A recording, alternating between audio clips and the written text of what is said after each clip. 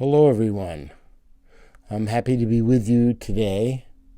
I'm going to give a talk on Bodhidharma and connecting his view of patience and right view to Bodhidharma's 2 entrances and 4 practices. So I would like to go into this in somewhat detail for those people who are more conversant in this topic. But first, before I go into that level of detail, I would like to discuss Bodhidharma's treatise on the 2 entrances and 4 practices. This is a very interesting text that was written many years ago, and we have some evidence of this from the records about this particular text called the Lun. So Bodhidharma, Bodhidharma, Bodhidharma was a fellow who brought Buddhism from India to China. The name Bodhidharma means Bodhi is from the word awakened, and as in the Buddha, the awakened one, the Buddha, and also Bodhi tree, the tree of enlightenment, and the word Dharma, which means the teachings that lead us on the path to awakening. In the Chinese, Puti is the transliteration of Bodhi, meaning awakened, and Da means to penetrate, piercing, and Mo means polished. So this means the awakened person who knows how to penetrate and to polish his practice.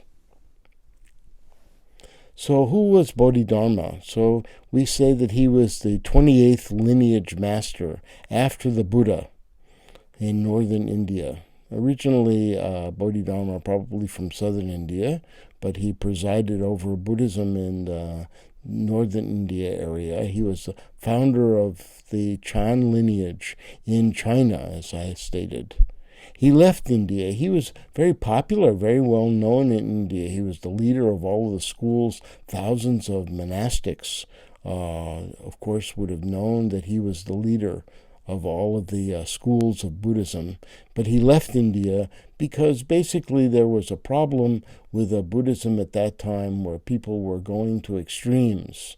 They were either going off retreating into the forest for their own personal enlightenment, or they were too scholarly. Same kinds of difficulties that Nagarjuna also faced during his time. So he left India and he traveled east to southern China, almost on the same latitude from northern India to southern China. Of course, he had to go through the straits around Malaysia at that time, and he arrived in southern China sometime around or before 527 CE. It's interesting that in the practice of studying the lineage masters, I don't like to use the word patriarch because it's a gender bias, and also it's possible that there's some evidence that some of the lineage masters may have been female even at that time. And certainly in this day and age, some of the great Buddhist teachers are female, like the person who leads Suchi Foundation, for example. But there are many great female teachers as well. So I like to use the word lineage master. So the 7th lineage master, Vasumitra, presided over the 4th Buddhist Council in the Sarvastivadin area of Kashmir, at that time called Gandhara. And the 14th lineage master, Nagarjuna, of course, he was the great founder of Mahayana Buddhism, a school called Madhyamaka, or Middle Way. So he's considered one of the greatest of all of the disciples of the Buddha. And then the 21st lineage master, Vasubandhu, the co-founder of Yogacara, also one of the important schools of Mahayana Buddhism. So Chan Buddhism or Zen is a synthesis of Madhyamaka and Yogacara Buddhism. So from Bodhidharma started the great lineage of the Chan school. And so before the Chan school split up into the 5 major houses, there were the 6 great masters. Bodhidharma, whose disciple was Huike, and then Sung San. And then the number 4, Daoshin.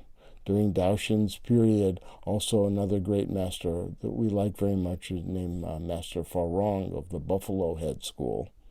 And then number 5, Hongren, and then finally Huineng.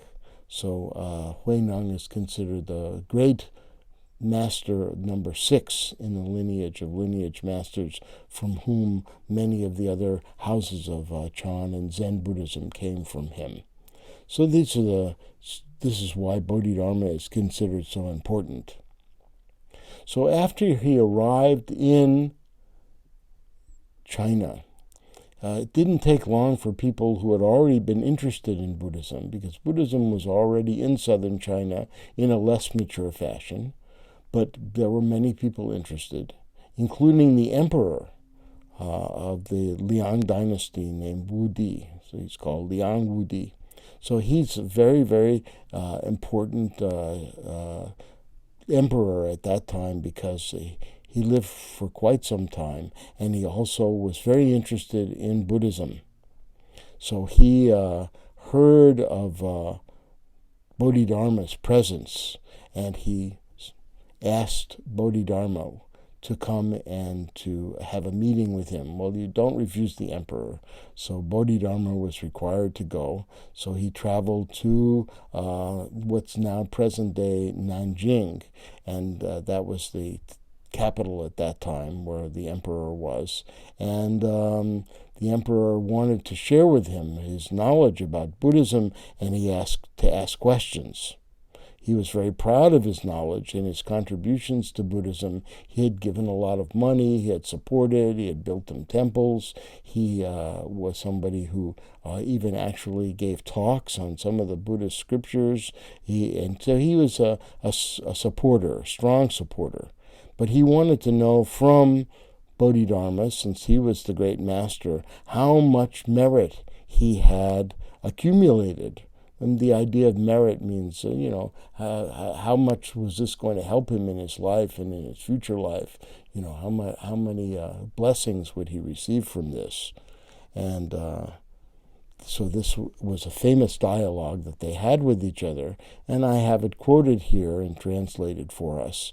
So the lineage master Bodhidharma arrived at Jingling, this is now modern-day Nanjing, on the first day of the 10th month. This is around 527. And at that time, the emperor asked, "Since I have ascended to the throne, I have built temples and written scriptures, and the number of monastics that I have governed is countless. What kind of merits do I have?" And then the lineage master replied, "No merit." Wu Gang De. And the emperor asked, "Why no merit?" He was surprised. And the lineage master said, "All these are only petty fruit of human and heavenly beings.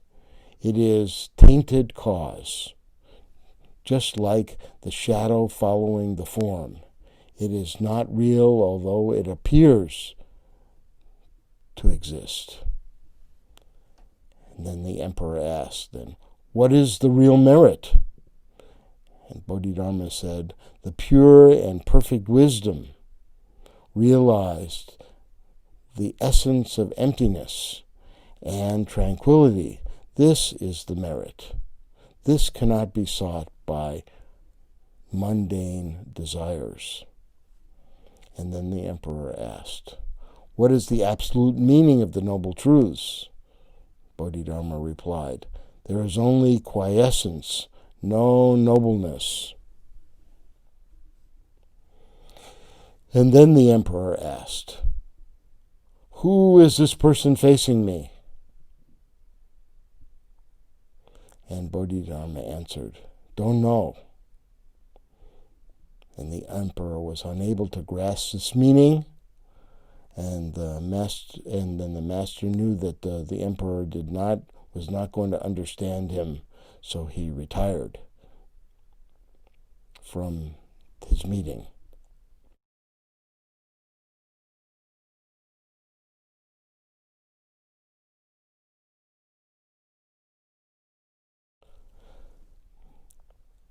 So before we go further with the story, a few points. So the question that the emperor asked is translated, "Who are you to say such a thing to me?" This is McRae's translation, Ferguson translation. "Who is this person facing me?" Literally, it means, "Answer me." Who?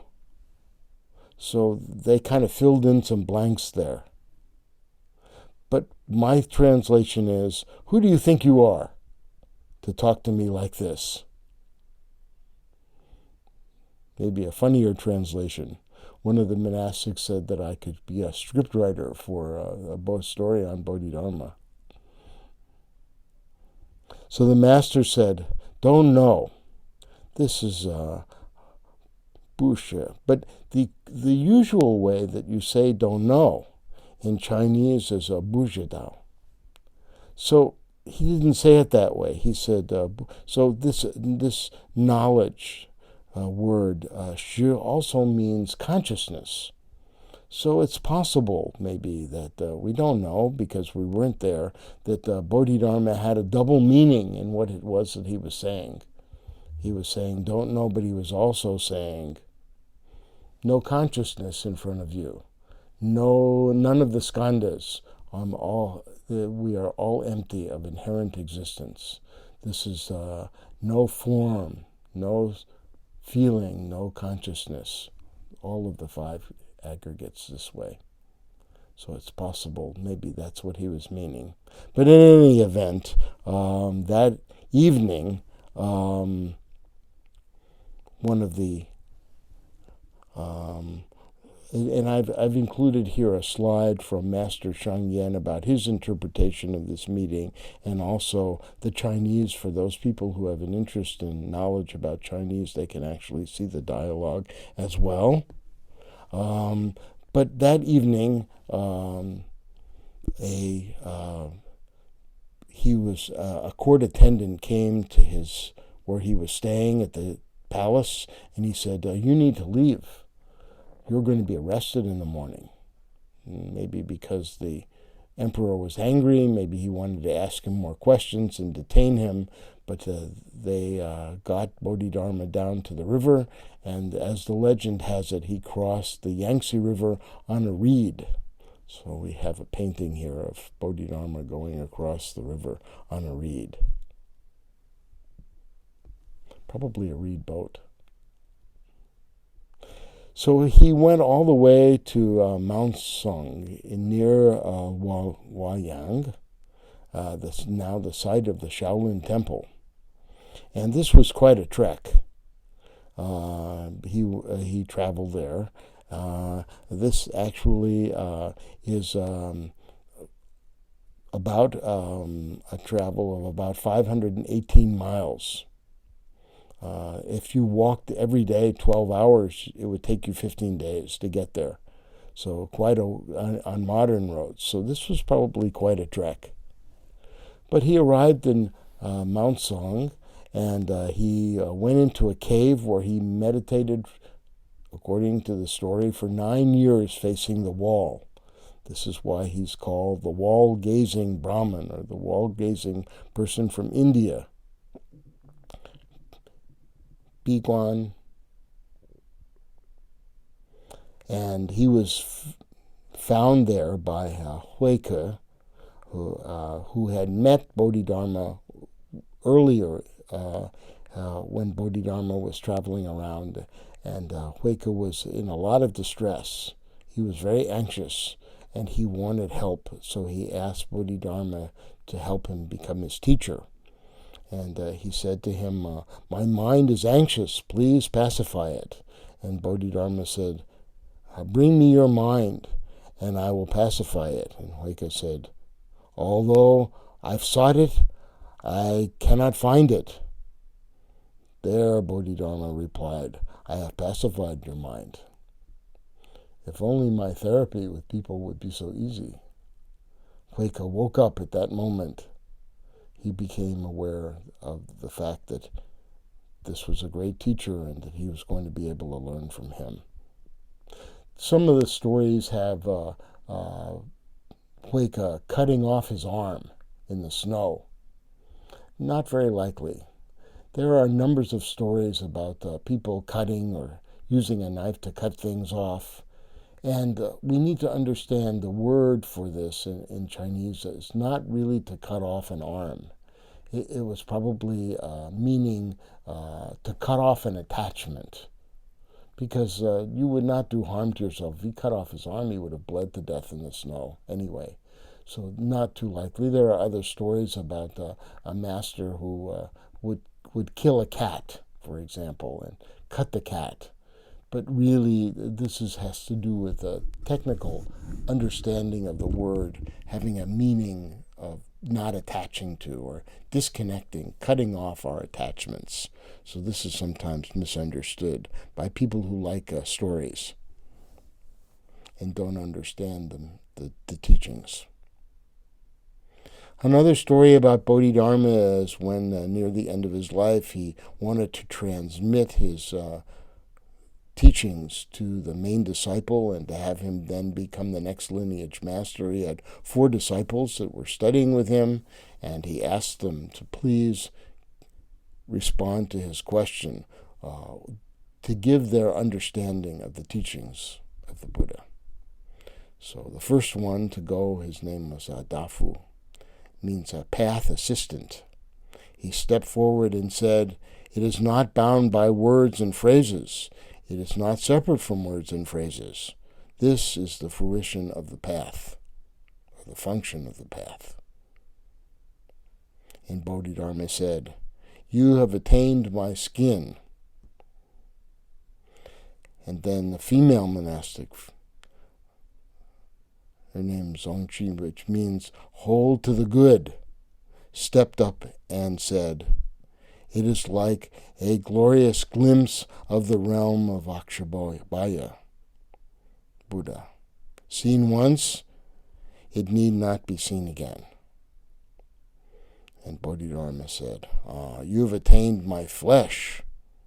This is the Pure Land concept in Buddhism, that the mind can travel to these different realms. But you don't want to get attached there. The Bodhisattva wants to return to the world to be a benefit to others. So if you have a glimpse of this great Pure Land, don't get stuck there. Don't attach. You see it once, you don't need to see it again. The next, Dayu, path nurturer, said, the 4 elements are all empty. The 5 skandhas or aggregates are without actual existence. Not a single Dharma phenomenon can be grasped. This is the notion of emptiness. And Bodhidharma said, you have attained my bones. More profound.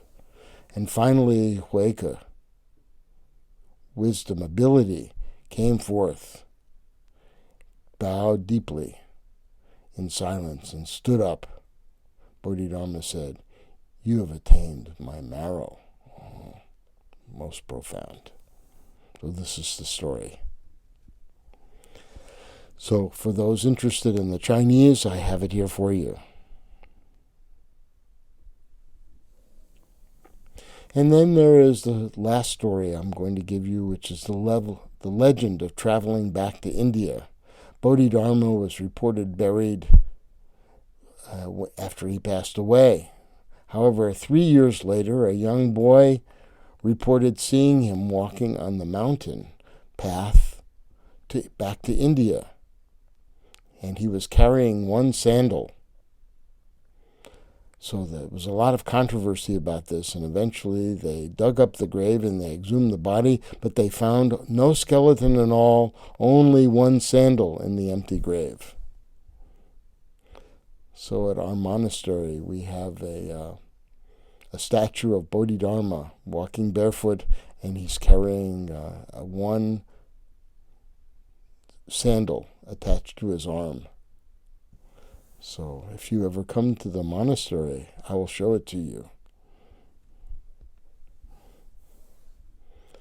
So there are many works that are attributed to Bodhidharma. The 2 entrances and the 4 practices have been translated. The bloodstream sermon also translated. I'm not sure about the other ones being translated, but we have information that we can share about this treatise on the 2 entrances and 4 practices, the Orushi Singlun, and Bodhidharma teaching, written down by his disciple Tanlin, asserts that there are 2 ways to enter into enlightenment: entry through the principle and entry through the practice. So I want to make this a little bit more understandable for us. So the first entrance principle is to understand by reason the 4 Noble Truths, the Eightfold Path, the interdependent coordination, as well as to realize emptiness and our own essential Buddha nature. So a person listens to the teachings, studies, maybe does reading, does all of these things, and becomes familiar with the concepts and reasons out these concepts to see whether or not they make sense, and goes into great depth, unfolding the Eightfold Path, etc. But this is only one of the entrances. The other entrance, which is very important, is the entrance through the principle of understanding through practice, meaning that a person has to do the practice, not just read the texts. We need to meditate, contemplate, and put these practices that we've realized into our daily life, to test them out. So this is the practice. So these 2 can work together. So then he goes into what are called the 4 practices. So these are written kind of in a stylized way, so I want to help people understand what they mean. The first of these practices has to do with what we see when we look at our past. We look into our past, we have to be careful. Don't think about the past with resentment or bitterness. We realize that the distress that in this life is the result of prior actions. We don't know how far back they go. The cause and effect, our karma, and we don't want to resent our current circumstances because our current circumstances brought us together today. If we hadn't had the difficulties, maybe we wouldn't be here talking today. Maybe we would be at a casino somewhere trying to make money and being even more miserable. So whatever the circumstances that brought us here, don't have resentment. Bao Yuan Sing. This is the practice of no resentment or bitterness. Our current situation has been helpful to us. The next is the practice of accepting these experiences, but also knowing that we can move forward. How we live our life from this moment on is very important. We need to learn from our difficulties and then move forward. Follow, shui, yuan, the conditions. This is what we want to be able to do. We accept the conditions and then we follow the teachings so that we make a better life for ourselves. This is the second of the practices. The third is the practice of not seeking after anything, which really means at the beginning, don't get distracted by sense-based desire. There's nothing to seek after in the sense-based world. So this goes back to the original teachings of the Buddha about the 4 types of clinging. Being careful not to cling to sensual pleasures, not to try to cling to our views. Oh, I'm right and you're wrong. Let's argue. Clinging to rules and observances. If I light this incense, if I make this prayer, if I recite this over and over again, if I go to the temple or to practice, that's going to guarantee me a good life. Don't cling to that. And also being careful not to cling to some kind of doctrine of self. This is me, this is mine, this is who I am. This kind of attachment to our body and to our consciousness just leads to more distress. So we don't want to cling to that. We need to understand how it is that this is a mental construct, physical construct. It'll break down. It's impermanent. It's not perfect. And there's no self there. This is more profound. This is what Bodhidharma is teaching us, the Buddha and Bodhidharma. And then the 4th practice is the practice of living in accordance with the Dharma. You want to follow the good principles, the Eightfold Path. We want to have good understanding based on the right view.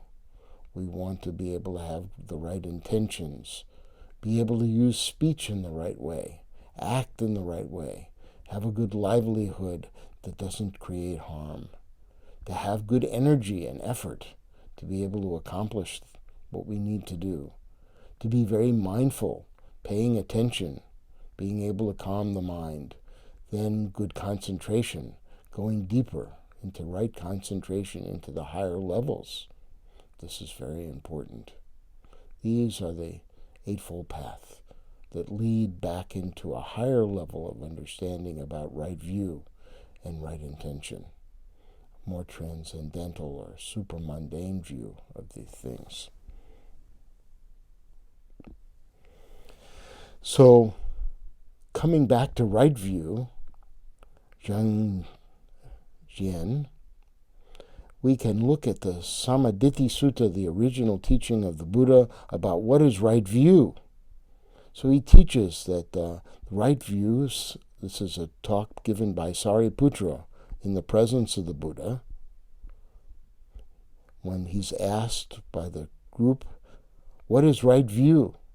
He says, wholesome. Knowing the difference between wholesome and unwholesome is right view. So we have to know about no killing and no stealing, no sexual misconduct, no false speech, divisive speech, no harsh words, no gossiping, no covetousness, ill will, giving this up in wrong view, and knowing the opposite of those things about helping others, being generous, etc. And then to know the root of what is unwholesome, greed and hatred and delusion, being able to cut those things off. This is right view. Then they say, is there more about right view? And he says, yes. Sariputra says, understanding the nutriments is right view. Understanding how the nutriments maintain and cause us to seek things in our existence, even to repeat our existence. How it has its origin and its cessation and its passing away. So we need to understand the correct use of physical food, contact. We have to be careful about what we're contacting. Mental formations, the mental patterns that we develop in our mind and the development of our consciousness. We need to be careful about such things. This is understanding nutriment. And then the people said, well, is there more? He says, yes, there are the Four Noble Truths, the truth of suffering, its cause, its cessation, and the path leading to cessation. This is important too. Is there more about right view? He says, yes. And then he talked about the 12 links of interdependent coordination. Starting with number 12, going all the way down to 1, He talked about aging and death and birth and becoming and clinging and craving and feeling and contact and the six sense spaces and name and form, consciousness, volitional formations, and ignorance. And after discussing all of those things, they said, "Oh, Venerable Sariputra, this is very good. Is there more? Is there something that causes ignorance?" And Sariputra said, "Yes, the taints, the three taints of sensual desire, being, and ignorance." And they said, "Oh, Venerable Sariputra, is there more?" He says, "No, that's sufficient. This is right view." So we can understand right view from the point of view of the Samaditthi Sutta, and we can see how right view might intersect with our four practices. So when we do good from this moment forward, we're knowing the wholesome. When we're not seeking after things, not clinging, we realize that we have to be careful with the nutriments. When we are following the path of the Dharma, we know the noble truths. And we realize that the present circumstances are part of cause and effect. We understand cause and effect. This is interdependent coordination. So all of these things are interconnected with each other. Right now, our conditions, we might say, "Oh, I don't like my conditions right now." Right now, difficult conditions. I'm talking to you on November 2nd, 2020, in the United States. Difficult conditions right now, even though we are a very wealthy and powerful country. Wealth and power doesn't help you if you have a big virus going on, a pandemic.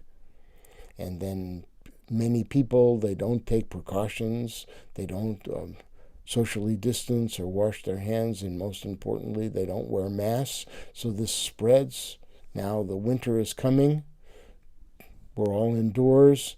If we don't take care, then we cause suffering to ourselves and to our loved ones, and to people that we don't know. Still, that increases exponentially the rate of how the virus spreads.